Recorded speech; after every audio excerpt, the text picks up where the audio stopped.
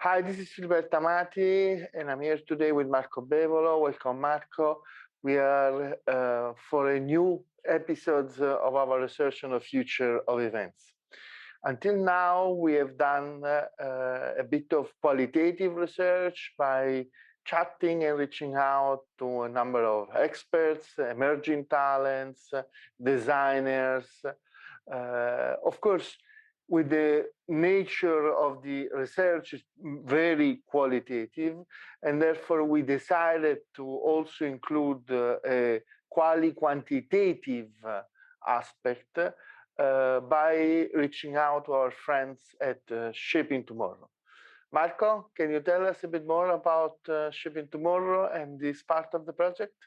Yes, thank you very much, Filiberto. Today we have a different format because we have a different approach indeed. We believe in a constructivist approach to research based on dialogues with various experts, thought leaders, senior industry leaders, as Filiberto said, and we actually reached out to more than 30 of those who have been our guests. You have seen in the first half of the year our senior speakers, senior contributors.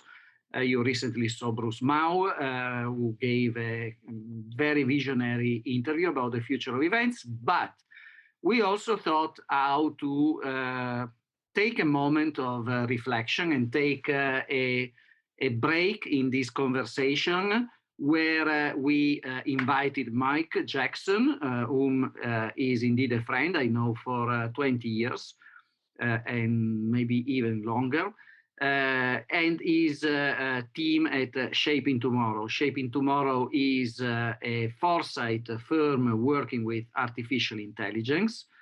We asked them a simple question: what is the future of business events? And they let their AI robo Athena work on the task to scan the various sources available on the web and to come up with answers. And this is a presentation that will be performed for our audience by Dennis Draeger, who has been a research director with Shaping Tomorrow for 10 years and longer. I think the bottom line of the presentation that will be self-introducing and self-speaking is that the general sentiment around events in the few weeks ago when the study online was performed is positive and growing positive. You will see in the presentation that in line with what we found out qualitatively, hybrid events are expected to take over and to lead towards an explosion of opportunities in the event sector. I made here a note from Dennis' presentation. By 2030, a tenfold growth of the event sector from 78 US dollar billion to nearly 750 and 75 USD billions. So a new global golden age for hybrid events and for the sector. That's the hypothesis. Provided that there will be collaboration, provided that there will be innovation in terms of business models to capitalize on this new stream of opportunities, and especially provided that there will be risk management in case another black swan like the COVID-19 visits us globally. I don't want to take further time from the actual performance that will be delivered by Dennis Draeger. I would like to also on behalf of Filiberto to extend my gratitude not only to Dennis and Michael, but to the rest of the team at Shaping Tomorrow. They collaborated with us on terms of a very amicable and long-term dialogue. And well, enjoy the presentation by Dennis. And I will definitely welcome you in future discussions about the future of events. Filiberto, do you want to close this intro? No, just thank you very much. Enjoy the presentation, and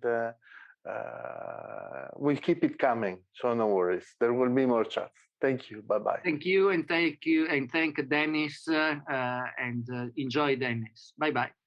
Bye. Hello, my name is Dennis Drager, and I am the Research Director for Shaping Tomorrow. Today I'm going to present to you the future of the events industry. But first, I'd like to take a moment to explain how we've developed this presentation. All right, so the way Shaping Tomorrow works, we have an AI that we call Athena. Her preferred pronoun is she, and she scours the web looking for articles, reports, anything relevant for the future. And then from those articles and reports, she extracts verbatim statements about the future. So she extracts forecasts about the future. And so you'll see a list of those forecasts here. So there's 3 of them there. And these are all based on this particular search term that is right here. So, which we typed in here and hit scan. So these, this is actually quite a complex search term, but we wanted to find anything that was relevant for the events industry while avoiding anything was irrelevant. And you'll notice here we found about just over 1,000 forecasts. And you'll notice here these smiley faces. This time last year, the smiley face was a very red, upset, angry even face emoji, rather than the neutral face that we're getting now. So what that was indicating to us is that last year things were not looking very positive for the events industry. Things were looking very negative for the events industry last year. That has now progressed to a more neutral sentiment about the future of the events industry. And I would expect that by 2021 we'd be looking over here in the green, very happy, motivated emoji. But we'll have to see what happens between now and then and track our progress. Now, I'm not going to show you all of this stuff all the time. What we've done is we've hit publish, and we have developed a presentation, which I'm going to show you now. This presentation was automatically developed for this. These slides were automatically populated for this presentation. And of course, the big question is, how will events change in the future post-COVID? And you'll notice here there's a very long paragraph. These are most of the forecasts that we extracted, and we'll get into those in just a moment. And so these are some of the sources that we've used to find these forecasts.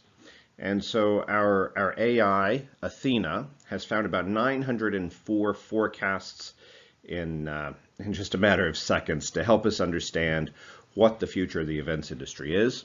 And so she's relying on Reuters events supply chain, just in, as well as the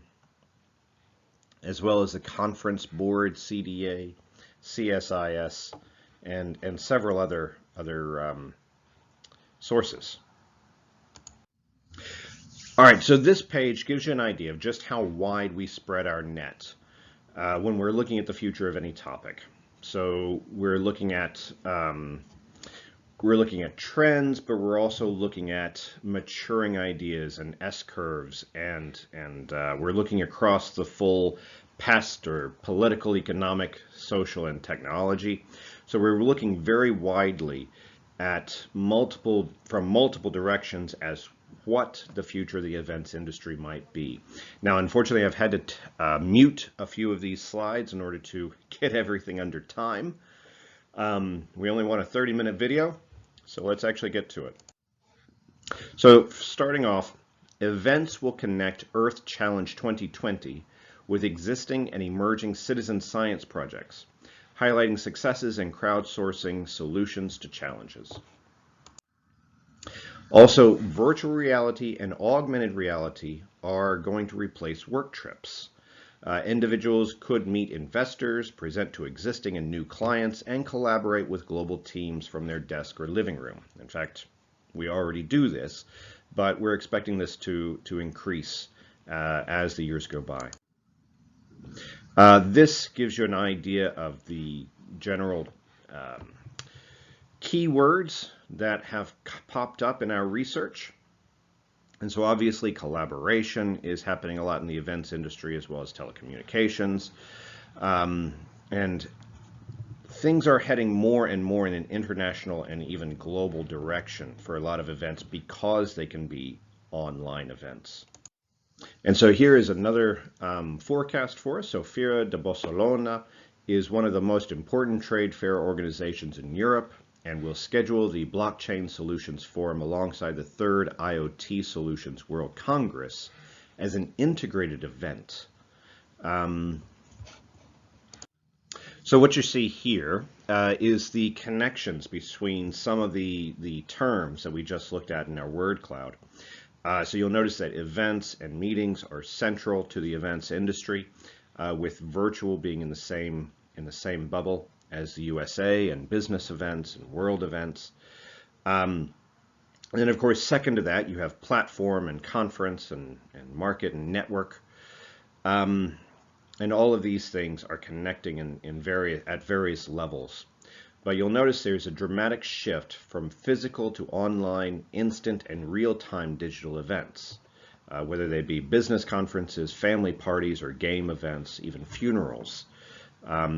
There's a dramatic shift towards the online world for these events.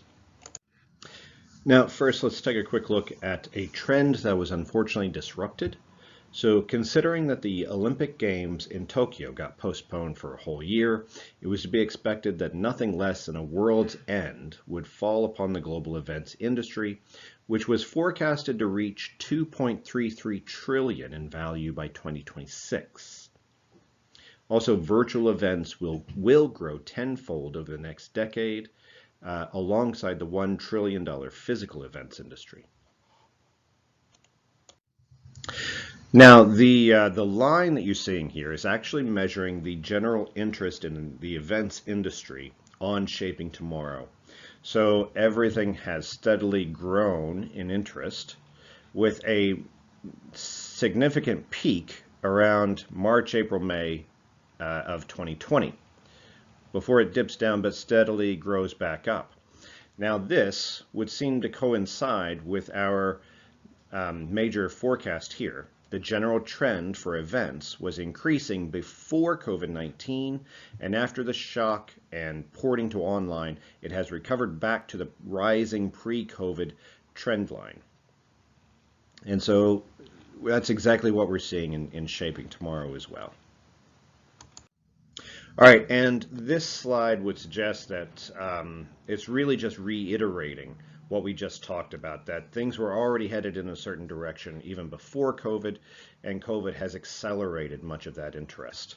And so you'll see here that there are, what this is a measure of the kind of forecasts that we have. So some of them indicate weak change, so weak signals of change. Others indicate some changes that are actually emerging. Others indicate some changes that are actually maturing, while others are declining. And so, as you can see, the bulk of the change in the events industry, as far as our system is concerned, is maturing. And largely because the technology was already headed in this direction by the time that COVID-19 hit. And we were able to take advantage of that in the events industry to some extent and drive that forward. Now, by 2023, 60% of companies that pivoted to virtual events will incorporate real-time or real space experience into their virtual events. And the public and private sectors must work together to develop job training programs that will meet the disruptive challenge of technological, demographic, global, and societal changes. Also, since the coronavirus spread worldwide in early March, many scientific conferences scheduled for the first half of the year have migrated online, and organizers of meetings due to take place in the second half of 2020 are deciding whether they will go fully or partially virtual. And looking at some transitionary forecasts, the transition to hybrid events, including virtual and in-person, as the world reopens, will be full of complex issues that executives will need to carefully navigate. Also, as esports is not an entirely online industry, it too has been affected by considerable disruption to its physical world tournaments and events. Curated VR experiences could become a big event industry as the progression to total immersion develops. In fact, VR is advancing at such a degree that Apple is getting in on the fun. So Apple is expected to reveal its $1,000 plus AR/VR headset sometime in the second half of 2021 with a release in 2022.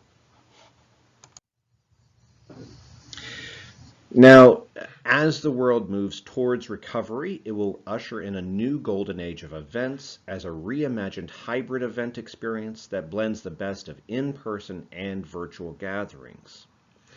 And part of the reason for this, despite the recovery from COVID-19, is that extreme global scale business interruption events are not just theoretical, but they're a real possibility, causing loss of revenues and disruption to production, operations, and supply chains. So we never know when another COVID-like event might happen, and the events industry needs to be more resilient to such things. And so the virtual events are expected to grow significantly. Now, looking at the market size, so analysts forecast the global virtual events market to grow at a CAGR of 21.97% during the period 2017 to 2021. So this obviously was pre-COVID. Then during COVID, the global virtual events market in 2020 is $90 billion and expected to reach more than $400 billion by 2027, growing at a 23% CAGR. And a more recent forecast is that by 2030, the global virtual events industry will grow nearly tenfold from $78 billion in 2019 to $774 billion in 2030. Now, looking at one of the weaknesses for the events industry, as face-to-face corporate meetings remain risky, given the expected slow pace of rollout of anti-COVID vaccines globally, corporate executives, government institutions, and small businesses will continue to need cost-effective and user-friendly virtual conferencing resources. That one's pretty simple and obvious. Also, with the events industry, demand should slowly begin to recover as COVID-19 restrictions on food service outlets ease. However, the timing and extent of this is highly uncertain. The anticipated demand recovery could be offset in 2021 in the event of a global recession. Now, if a global recession happens, obviously it doesn't matter if it's 2021 or 2022, 23, whatever. We could be looking at demand slowing down quite a bit despite a recovery after COVID-19. Also, due to the global pandemic, watching live sports broadcasts and events online will become the norm as buffer spinners get replaced with real-time clips and live viewer participation widgets. All right, now on this slide, you can see the red dots here indicate negative forecasts for the events industry. There's a few of those, obviously, but you'll notice that they are vastly outnumbered by the neutral forecasts and also outnumbered by the positive forecasts. And so the events industry is expected to be very positive going forward, but at the same time, as reiterated through the rest of the presentation, going into the hybrid events industry with both virtual and in-person events going on at the same time. All right, now a few questions for you to consider. These questions were also automatically extracted from the internet by our AI Athena. So these questions will give you an idea of what's already out there, what people are already considering and asking about. And then I'll leave it up to you to develop some other questions for yourselves about the strategy, for your strategy going forward. So what does the collaboration element of the future of events look like? How can event owners get people to pay for things that they were used to consuming for free and evolve them into something that's going to build a much deeper and more meaningful connection? When we are facing with another serious global event again in 5, 10, 20 years, are we prepared for it? A very perennial question there, but very pertinent for the events industry at the moment. Now, this page gives you an idea of just how complex our search term had to be to develop this presentation for you. So we've gone into event or conference or meeting or interview, and so we're looking for these words as long as they are in conjunction with physical or virtual or attendance, etc., etc. And this is our AI Athena. So Athena says thank you. And on behalf of all of us here at Shaping Tomorrow, thank you very much for your time. We hope that this presentation will help you to think more widely and deeply about the future than you would have otherwise, and help you to develop some strategies to achieve your vision. Thank you very much. Have a great day.